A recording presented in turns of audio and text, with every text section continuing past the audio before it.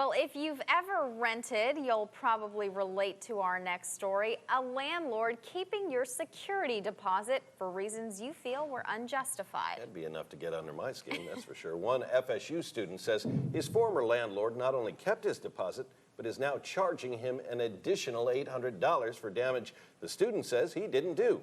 News Channel 27's Todd Morrill joins us live in the studio with the story. Todd. Robin Lauren, Florida law requires landlords to provide tenants with an itemized list of any deductions they take from a security deposit.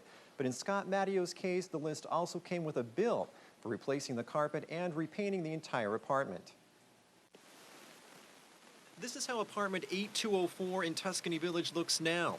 But according to Scott Mattio, it was in pretty bad shape when he moved in a year ago. It was completely trashed. We were told we couldn't move in early because the carpets need to be replaced, the walls need to be repainted. When we moved in, none of that stuff was done.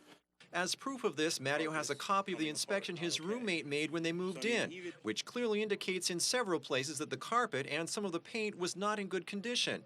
Mattio says management never changed the carpet or painted walls during the year he was there, so after he moved out, he was surprised to receive a letter from the complex telling him they were keeping his $100 deposit and charging him $800 to replace the carpet and repaint the entire apartment.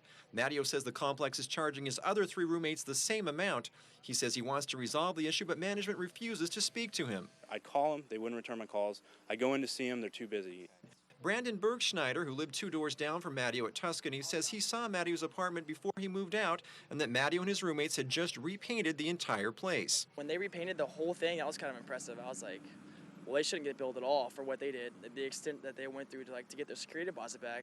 But Mattio says Tuscany told him he used the wrong kind of paint. And they said they sent literature out saying, use Brookshire Myers flat paint, but they never sent us any kind of literature. They just said in our lease, touch up walls with white paint. So Mattio went to Student Legal Services at FSU. When I told them I had a problem with Tuscany and an off-campus apartment complex, they just smiled and, said, you and the rest of the world pretty much.